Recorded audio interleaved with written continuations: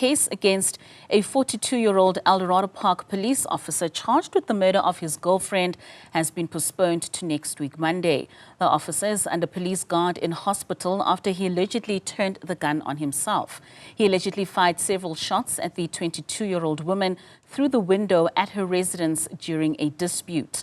Now, for a discussion on this, I'm joined by IPID spokesperson Phaladi Shuping. Phaladi, thank you so much for your time and for joining us this afternoon. Now, the police officer in question was meant to appear at the Protea Magistrates Court this morning, but he's said to have been hospitalized at the Chris Hani Baragwanath Health Facility. What's the current status of the investigation conducted by IPID, and what steps have you taken so far since the incident occurred? Well, good afternoon to you too, ma'am. What we have done so far is to start with our preliminary investigations. And the investigations led to the police officer, but unfortunately, just as he was about to be arrested, he allegedly attempted to take his life. He has not yet been arrested, but he is currently under police guard.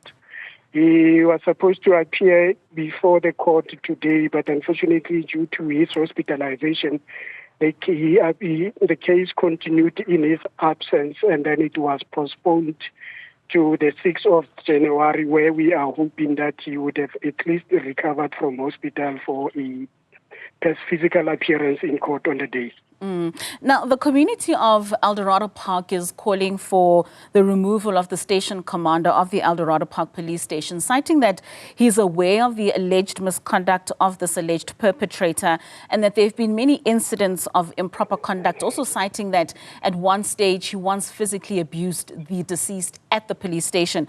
Would your investigations go as far as the station itself? Well, what is going to be investigated is everything relating to the incident. But what we are appealing to our communities as IPID is for anyone who has evidence of anything that it's not against the law to come and report it, because now we're hearing incidents or the previous incidents on the media without us having a proper cases being reported to us for investigation. So it is only once there is a formal report of an incident that allegedly took place where we can start with our investigations. Hence, we are making an appeal to our communities to come forward, report any incident so that that incident can be investigated. And in making that appeal as well, I mean, there's an alleged second suspect who possibly could also be a police officer. Is IPID aware of this? Well, we are not at the moment aware of a second suspect, but like I'm saying to you, our investigation is stalling a bit because the main suspect is the one who is now not in a position to submit a statement. But once the investigation proceeds and there are people that are allegedly involved besides the police officer that we know of, definitely those people will be arrested. So from 2018 to 2020, IPID received about 48 cases of police officers who had murdered their partners, and 3 out of 4 cases involved a service weapon, like in this particular situation. And we know that police are exposed on a daily in terms of the dark underbelly of South Africa's societal problems. Do you think that the wellness programs that are offered to policemen are proving to be effective?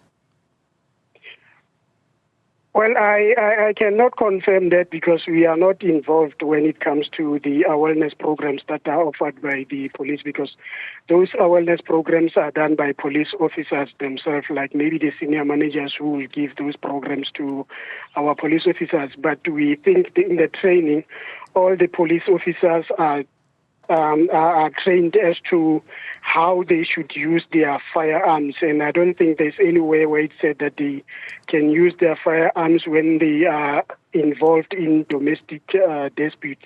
So we condemn such actions because those firearms are supposed to be used where they are supposed to be used, not on domestic related issues.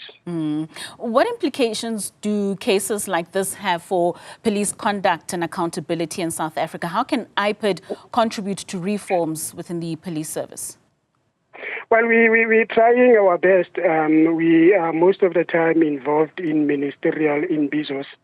that are normally organized by the Minister of Police, where we also engage our police officers. We also have station lectures that are done by IPID officials, where they will go to a police station and educate police officers on the appropriate way that they should conduct themselves, especially when they are on duty. But it also includes or when they are off duty, and it also involves as to in what cases are they allowed to use their firearms, because most of the cases that are investigated by IPID are those where the police are alleged to have used their firearms either on duty or off duty. All right, Mr. Phaladi Shuping, thank you so much for your time and for your contributions, just giving us an update with regards to IPID and how far the investigations are regarding the 42-year-old police officer who shot and killed allegedly his girlfriend out in Eldorado Park.